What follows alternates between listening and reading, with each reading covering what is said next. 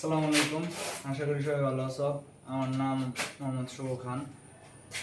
আমি আজকে তোমাদেরকে উচ্চতর গণিত অধ্যায় 12 সমতলীয় ভেক্টর সম্পর্কে একটু আলোচনা করব। সমতলীয় ভেক্টরটা হচ্ছে তোমার এটা ফিজিক্সের সাথে একটু কানেক্টেড আছে। তো তোমরা যারা ইন্টারে সায়েন্স নিয়ে পড়বা তাদের পদার্থবিজ্ঞান প্রথম পত্রের ভিতরে ফার্স্ট পেপারের ভিতরে এই অধ্যায়টা সম্পর্কে বিস্তারিত আলোচনা করা আছে। তো এখন এই অধ্যায়টা নিয়ে আসলে অনেকে ভয় পায়। আসলে ভয় পাওয়ার কারণটা হচ্ছে যে এই চ্যাপ্টারটা পড়তে গেলে আসলে বেসিকটা ভালো করে ক্লিয়ার করতে হয়। এখন আমরা এই উচ্চতর গণিত অধ্যায়ের ভিতরে 12 অধ্যায়ের ভিতরে এই অধ্যায়টা সম্পর্কে একটু বেসিকটা আগে ভালো করে জানার চেষ্টা করব। তো চলো শুরু করা যাক। আমরা ভেক্টরটা করতে গেলে আগে আমাদের রাশি সম্পর্কে একটু ধারণা নিতে হবে। তাহলে রাশিটারে যদি আমরা প্রথমেই সংজ্ঞায়িত করতে চাই, তাহলে ভৌত জগতে যা কিছু পরিমাপ করা যায় তাকেই বলা হয় রাশি। আমরা এই পৃথিবীতে বা ভৌত জগতে যা কিছু পরিমাপ করতেছি তাকে রাশি বলা হয়। মনে করো তোমার উচ্চতা 5 ফুট 6 ইঞ্চি, আজকের তাপমাত্রা 36 ডিগ্রি সেলসিয়াস, হ্যাঁ, তারপরে হইতেছে যে কোনো একটা বস্তুর দৈর্ঘ্য 6 মিটার। এগুলো কিন্তু সবগুলাই হইতেছে রাশি। এখন এই সবগুলা রাশির ভিতরে এই সবগুলাকে প্রকাশ করতে গেলে কিছু কিছু রাশিকে প্রকাশ করতে গেলে মানের দরকার হয় শুধুমাত্র, আবার কিছু কিছু রাশিকে প্রকাশ করতে গেলে মানেরও দরকার হয় প্লাস দিকেরও দরকার হয়। এইটার উপর ভিত্তি করে সেরা রাশিকে দুই ভাগে ভাগ করা হয়েছে। একটা হচ্ছে স্কেলার রাশি বা হচ্ছে অদিক রাশি, আর একটা হচ্ছে ভেক্টর রাশি বা হচ্ছে সদিক রাশি। তাহলে আমরা যদি একটু বোর্ডে দেখি যে রাশি কাকে বলে, আমরা যদি একটু লিখি তাহলে ভৌত জগতে যা কিছু পরিমাপ করা যায়, ভৌত জগতে যা কিছু পরিমাপ করা যায়, ভৌত জগতে যা কিছু পরিমাপ করা যায় তাকে রাশি বলে। এগুলার এত উদাহরণ মনে রাখার কোনো দরকার নাই, শুধুমাত্র এগুলোর সংজ্ঞাটা একটু জানবা ভালো করে। হায়ার ম্যাথে এই সংজ্ঞা কখনো আসবো না, তবে ফিজিক্সের জন্য সংজ্ঞাগুলো একটু মুখস্থ করে রাখতে পারো। তাহলে ভৌত জগতে যা কিছু পরিমাপ করা যায় তাকে বলা হয় রাশি। যেরকম তোমার উচ্চতা, আজকের তাপমাত্রা, কোনো একটা বস্তুর দৈর্ঘ্য, এসবগুলো হইতেছে রাশি। ওই যে প্রথম বললাম যে কিছু রাশি আসে যেগুলোকে প্রকাশ করার জন্য শুধুমাত্র মানের দরকার হয়, কোনো ধরনের দিকের প্রয়োজন হয় না। এগুলোর বলে স্কেলার রাশি বা হচ্ছে অদিক রাশি। কিছু রাশি আছে যেগুলোকে প্রকাশ করার জন্য মান এবং দিক উভয়ের দরকার হয়, ওইগুলোর বলে দিচ্ছে ভেক্টর রাশি বা সদিক রাশি। তাহলে আমরা এই রাশিটাকে মান এবং দিকের উপর ভিত্তি করে সেটা দুটো ভাগে ভাগ করতে পারি। কিসের উপর ভিত্তি করে? মান এবং দিকের উপর ভিত্তি করে। তাহলে মান এবং দিকের উপর ভিত্তি করে সেটা যদি আমরা রাশিটাকে দুটো ভাগে ভাগ করি, তাহলে একটা হচ্ছে তোমার স্কেলার রাশি আর একটা হচ্ছে ভেক্টর রাশি। স্কেলার রাশি, স্কেলার রাশি বা এটা হচ্ছে অদিক রাশি, অদিক রাশি।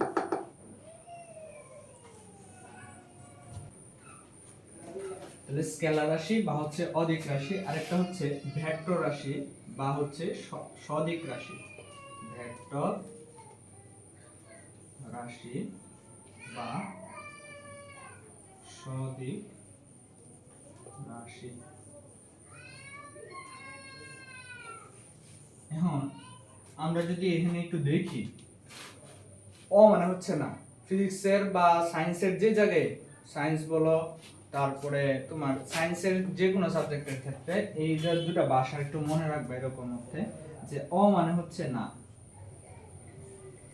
না দিক, স মানে হচ্ছে সহ, সহদিক। অর্থাৎ কি বুঝলাম? স্কেলার রাশি বা অদিক রাশি বলতে বোঝাইতেছে যে রাশিটার ক্ষেত্রে বা যে রাশিটাকে প্রকাশ করার জন্য দিকের প্রয়োজন হয় না তাকে বলা হইতেছে স্কেলার রাশি। যে রাশি প্রকাশ করার জন্য দিকের প্রয়োজন হয় তাকে বলা হইতেছে সদিক রাশি বা ভেক্টর রাশি। দিকের সাথে সাথে কিন্তু শুধু দিক হলে চলবে না, মানেরও দরকার হবে। মান এবং দিক উভয়েরই দরকার হবে, ওটা হচ্ছে ভেক্টর রাশি। আর স্কেলার রাশিটা হচ্ছে শুধুমাত্র মানের দরকার হবে, কোনো ধরনের দিকের প্রয়োজন নাই। তাহলে আমরা যদি আবার একটু প্রথম থেকে শুরু করি, যে স্কেলার রাশিটা হচ্ছে যে রাশিকে সম্পূর্ণরূপে প্রকাশ করার জন্য শুধুমাত্র মানের দরকার হয়, কোনো ধরনের দিকের প্রয়োজন হয় না, তাকে বলা হইতেছে স্কেলার রাশি বা অদিক রাশি। আর ভেক্টর রাশিটা হইতেছে যে রাশিকে প্রকাশ করার জন্য মান এবং দিক উভয়ই দরকার হয়, তাকে বলা হইতেছে ভেক্টর রাশি বা হচ্ছে সদিক রাশি। তাহলে স্কেলার রাশির ক্ষেত্রে আমি যদি লিখি একটু দেখো, মান, নিচে লিখলাম হইতেছে দিক, এখানে লিখলাম মান, এখানে লিখলাম হইতেছে দিক। তাহলে এই রাশিটাকে প্রকাশ করার জন্য শুধুমাত্র মানের দরকার হইতেছে, কোনো ধরনের দিকের প্রয়োজন হয় না।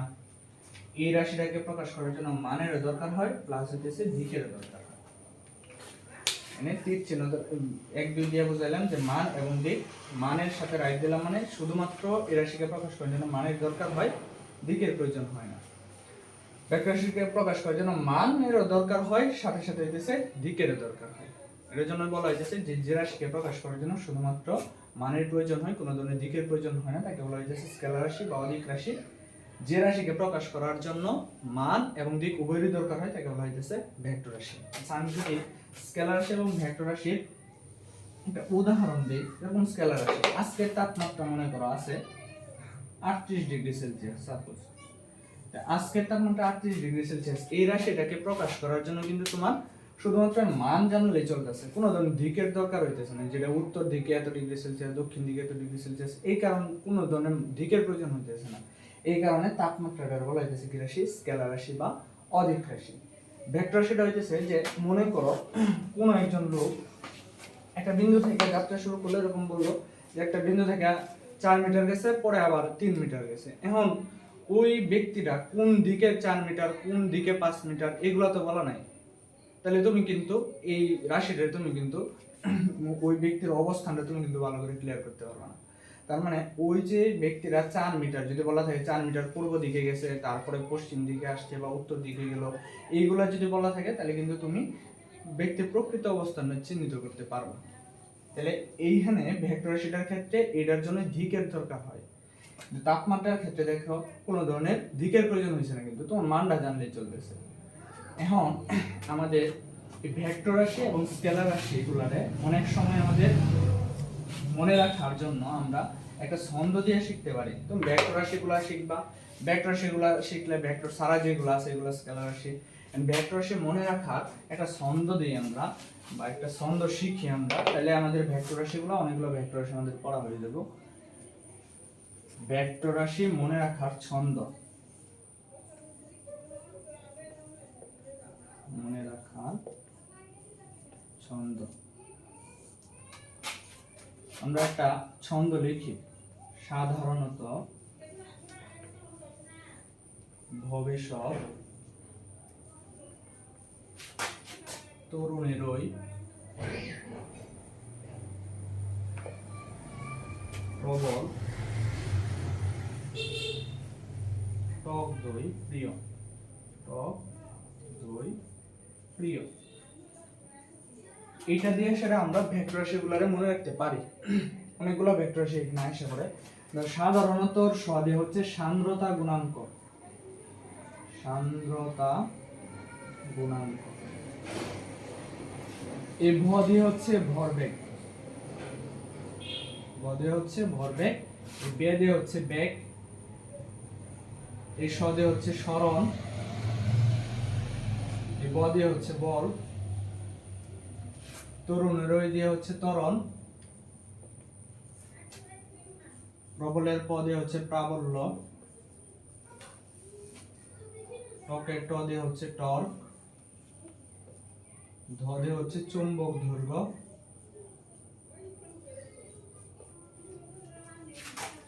প দিয়ে হচ্ছে পৃষ্ঠটান, পৃষ্ঠটান, ও দিয়ে হচ্ছে ওজন। অনেকগুলাই আছে এখানে, তোমাদের যেহেতু এসএসসি লেভেল, এখানে অনেকগুলোর সাথে তোমরা পরিচিত নাই, ইন্টারে যখন বা তখন এগুলা ফিজিক্স নিলে ফিজিক্সে ভালো করে সেটা এগুলো বলা আছে, সবগুলো সম্পর্কে জানতে পারবা। তাহলে এইগুলো হচ্ছে ভেক্টর রাশি মনে রাখার ছন্দ। সাধারণত ভবে সব তরুণের দই, প্রবল টক দই প্রিয়। এটা শিখলে তোমার এসএসসি লেভেলটাও কভার হয়ে যাবে, প্লাস হচ্ছে ইন্টার লেভেলটাও কভার হয়ে যাবে। তাহলে সাধারণত সদে হচ্ছে সান্দ্রতা গুণাঙ্ক, বদে হচ্ছে ভরবেগ, বদে হচ্ছে বেগ, সদে হচ্ছে সরণ, বদে হচ্ছে বল, তরুণের হচ্ছে ত্বরণ, পদে হচ্ছে প্রাবল্য, টদে হচ্ছে টর্ক, দদে হচ্ছে চুম্বক ধ্রুব, পদে পৃষ্ঠটান, ওদে হচ্ছে ওজন। এগুলো হইতেছে ভেক্টর রাশি। এগুলো সারা মোটামুটি ভাবে যা আছে এগুলো হইতেছে স্কেলার রাশির অন্তর্ভুক্ত। তাহলে এখন আমরা হইতেছে মোটামুটি ভাবে ভেক্টর রাশি এবং হচ্ছে স্কেলার রাশি সম্পর্কে একটু ধারণা নিলাম। এখন হইতেছে আমরা ভেক্টরের মেইন জিনিসটার ভিতরে আমরা ঢুকবো। ভেক্টরের মেইন জিনিসটার ভিতরে ঢুকতে গেলে প্রথম যেটা আমরা একটু জানবো এটা হচ্ছে ধারক রেখা। ধারক রেখা, ধারক রেখাটা কি? ধারক রেখাটা হচ্ছে কোনো একটা ভেক্টর যে অসীম সরল রেখার অংশ, ওই রেখাটাকে বলা হইতেছে ধারক রেখা। কোনো ভেক্টর যে অসীম সরল রেখার অংশ,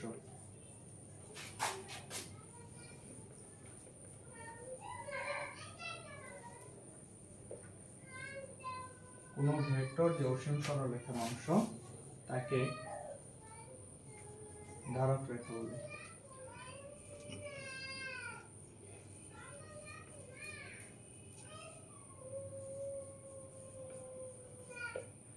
কোন ভেক্টর যে অসীম সরল রেখার অংশ, সেই অসীম সরল রেখাটাকে তাকে বলতে বোঝাইতেছে ওই অসীম যে সরল রেখাটা আছে ওই সরল রেখাটাকে বলতেছে আমরা ধারক রেখা। মনে করো এটা হইতেছে একটা অসীম সরল রেখা, এটা এদিকেও যাইতেছে এর চিহ্ন দাও, এদিকেও এর চিহ্ন দাও, মানে এটা এদিকে যাইতেছে এটা এদিকে যাইতেছে, কত পর্যন্ত যাইতেছে এটা বলা নাই তোমার কাছে।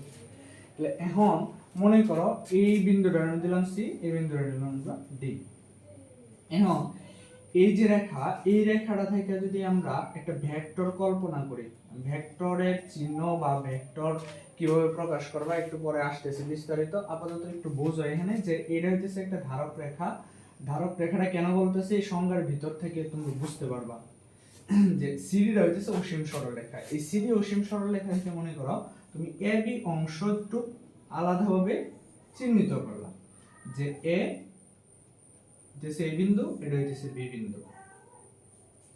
এখন এই যে এ বি এটা হচ্ছে একটা ভেক্টর, আর এই যে সি এবং ডি এটা হচ্ছে একটা সরল রেখা, অসীম সরল রেখা। তাহলে এই যে এ বি যে ভেক্টরটা আছে এটা কিন্তু এই সিডি সরল রেখা থেকে তুমি কেটে আনছো। তাহলে এই সিডি যে আছে এটা কিন্তু অসীম সরল রেখা আছে, আর এই এ বিটা হচ্ছে ভেক্টর। তার মানে এই ভেক্টরটা আমি যে সরল রেখা থেকে কেটে আনছি, অর্থাৎ সিডি রেখা থেকে তুমি কেটে আনছো, তাহলে এই ভেক্টরের যেই সরলরেখা থেকে তুমি কেটে আনছো বা এই ভেক্টরটাকে যে সরলরেখা থেকে কেটে আনছো এটা হইতেছে তোমার ধারক রেখা। তাহলে এইখানে আমরা সিডি অসীম সরলরেখা থেকে এবি ভেক্টরটাকে কেটে আনছি, তাহলে সিডি অসীম সরলরেখাটা বলা হইতেছে কি রেখা? ধারক রেখা। এবং এবি ডারে বলা হইতেছে কি? ভেক্টর। তাহলে আমরা বলতেছি হইতেছে ধারক রেখা, সিডিটা হচ্ছে ধারক রেখা, আর এখানে যে ভেক্টরটা আছে এই এবি যেটা আছে এটা আমরা বলতেছি ভেক্টর, এবিটারে বলতেছি ভেক্টর। তাহলে এই সিডি রা হইতেছে অসীম সরলরেখা, এই অসীম সরলরেখা থেকে তুমি এবি ভেক্টরটাকে কেটে আনছো, তাহলে এবি ভেক্টরটা কিন্তু এই অসীম সরলরেখার একটা অংশ, এই কারণে এই সিডি রা বলতেছি ধারক রেখা আর এবিটারে বলতেছি আমরা ভেক্টর। আমরা আরেকটা সহজ উদাহরণের মাধ্যমে এটা বুঝতে পারি। মনে করো রেল লাইন বা রেল লাইন চলতেছে, রেল লাইনের উপর দিয়ে সেটা রেলগাড়ি চলতেছে, এন্ড রেল লাইন কিন্তু অসীম। এখানে তুমি যদি রেলগাড়িটারে ভেক্টর চিন্তা করো, রেলগাড়িটাকে ভেক্টর চিন্তা করলা, আর এই যে রেল লাইন যেটা আছে এইটারে তোমরা অসীম সরলরেখার সাথে তুলনা করতে পারো, তখন এই রেল লাইনটা হইতেছে ধারক রেখা আর রেলগাড়িটা হইতেছে কি? ভেক্টর। তাহলে আমরা এইভাবে একটু মানে মনে রাখতে পারি আর কি, এটা তো আর বাস্তব জীবনের সাথেও সম্পৃক্ত আছে, কিন্তু এটাকে সহজভাবে মনে রাখার জন্য রেল লাইনটা হইতেছে ধারক রেখা, ধারক রেখা, আর রেলগাড়িটা হচ্ছে ভেক্টর। এই হচ্ছে ধারক রেখা, যে কোনো একটা ভেক্টর যে অসীম সরলরেখার অংশ ওটার আমরা বলতেছি ধারক রেখা। এই রেল লাইনটার আমরা বলতেছি ধারক রেখা, রেলগাড়িটার আমরা ভেক্টরের সাথে তুলনা করতে পারি। আচ্ছা, এখন হইতেছে আমরা ভেক্টরকে কিভাবে প্রকাশ করা যায়, ভেক্টরকে কিভাবে প্রকাশ করা যায় এই টপিকটার ভিতরে একটু ঢুকি। ভেক্টর প্রকাশ। কোন একটা সরল রেখা তুমি মনে করো একটা আদি বিন্দু চিহ্নিত করলা আর একটা হচ্ছে শেষ বিন্দু চিহ্নিত করলা। এখন এর দ্বারা কিন্তু ভেক্টর বোঝাইবো না, কেন? কারণ এর দিক নাই। তাহলে তুমি যদি এইটারে এইভাবে এরো চিহ্ন ধরা দেও, তার মানে বুঝাইতেছে এইটা একটা ভেক্টর এবং তার দিক হচ্ছে এ থেকে বি এর দিকে, এ থেকে বি এর দিকে। তাহলে তুমি এই ভেক্টরটারে কিভাবে প্রকাশ করতে পারবা? আদি বিন্দু হচ্ছে এ, অন্তবিন্দু হচ্ছে বি। তাহলে আদি বিন্দু এবং অন্তবিন্দু একসাথে লেখা এর উপরে একটা চিহ্ন দেওয়া হয়, এটার বলা হইতেছে ভেক্টর চিহ্ন। তাহলে আদি বিন্দু হচ্ছে এ, শেষ বিন্দু বা অন্তবিন্দু হচ্ছে বি, এ বিটাকে লেখা এটার উপরে একটা চিহ্ন দিলাম, এটা হচ্ছে ভেক্টর চিহ্ন। আমরা এইভাবে ভেক্টরটাকে প্রকাশ করতে পারি। 2 নাম্বার, যে এই ভেক্টরটাকে যদি কোনো একটা অক্ষর দ্বারা বা একটা লেটার দ্বারা প্রকাশ করা হয়, মনে করো এটারে যে এ দ্বারা প্রকাশ করা, স্মল এ দ্বারা প্রকাশ করা, তখন এটার নিচে একটা চিহ্ন দেওয়া হয়, এটাও ভেক্টর চিহ্ন, ইংলিশে বলা হয় আন্ডারস্কোর। এইটাকে আমরা এই এবি ভেক্টরই বলতে পারি। অর্থাৎ এই সম্পূর্ণ ভেক্টরটাকে আমরা একটা লেটার দ্বারা প্রকাশ করলাম। তাহলে এটারে তোমার এবি ভেক্টর যেটা আছে সেটারে এ দ্বারা প্রকাশ করা যায়, এর নিচে এরকম একটা ভেক্টর চিহ্ন দিতে হবে। তাহলে আমরা যদি এই ভেক্টরটাকে প্রকাশ করতে চাই তাহলে দুই ভাবে প্রকাশ করতে পারি। একটা হইতেছে আদি বিন্দু এবং অন্তবিন্দু লেখা সেরা এটার উপরে ভেক্টর চিহ্ন দিবা, এবং এই ভেক্টরটাকে যদি একটা লেটারের মাধ্যমে প্রকাশ করতে চাই তাহলে স্মল লেটারটা লেখা সেরা এটার নিচে একটা চিহ্ন দিবা, এটা বলা হইতেছে আন্ডারস্কোর বা এটা হচ্ছে ভেক্টর চিহ্ন। আচ্ছা, এখন ভেক্টরের প্রকাশ দেখলাম। এখন হচ্ছে যে ভেক্টরের মান কি, এটা হচ্ছে ভেক্টরের প্রকাশ।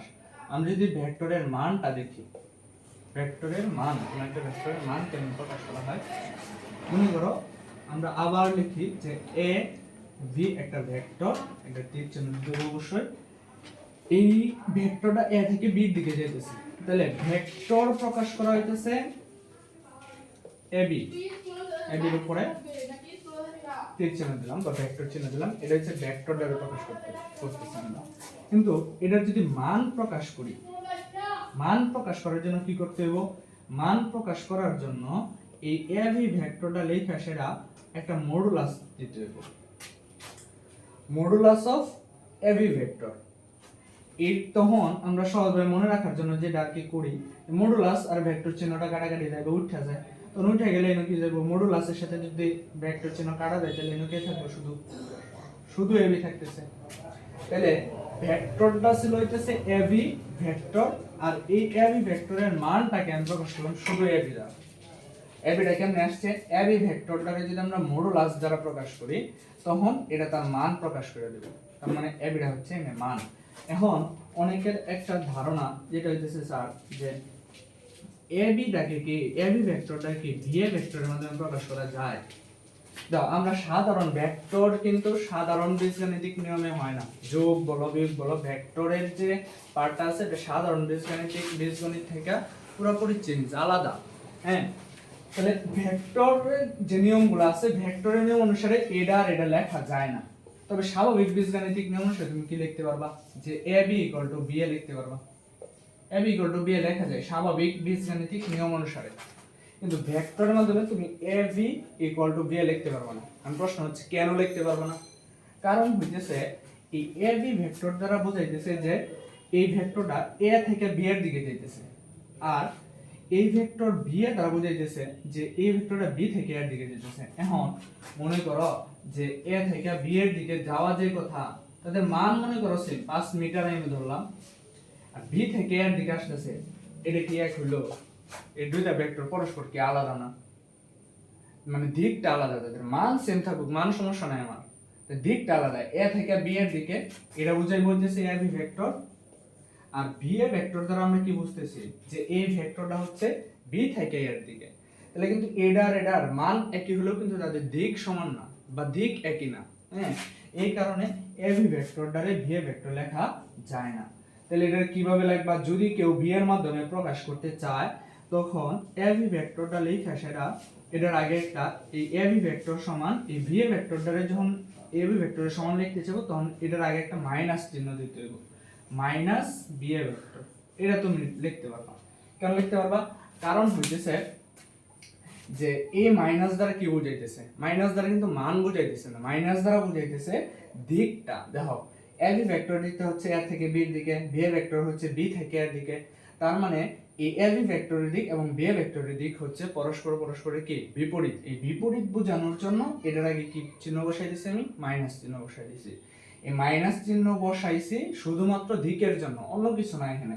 তাহলে সাধারণ বীজগণিতিক নিয়ম অনুসারে তুমি এবি ইকুয়াল টু বি এ লিখতে পারতেছো, কিন্তু বীজগাণিতিক ভেক্টর নিয়ম অনুসারে তুমি ভেক্টর নিয়ম অনুসারে এই A B vector equal to B A vector লিখতে পারতেছো না। কেন? কারণ তাদের দিকটা সমান না। তাহলে কেউ যদি এবি ভেক্টরটাকে বি এ ভেক্টরের মাধ্যমে প্রকাশ করতে চায়, তাহলে এই বি এ ভেক্টরের আগে একটা কি চিহ্ন দিয়ে দিতে হইব? মাইনাস চিহ্ন দিয়ে দিতে হইব।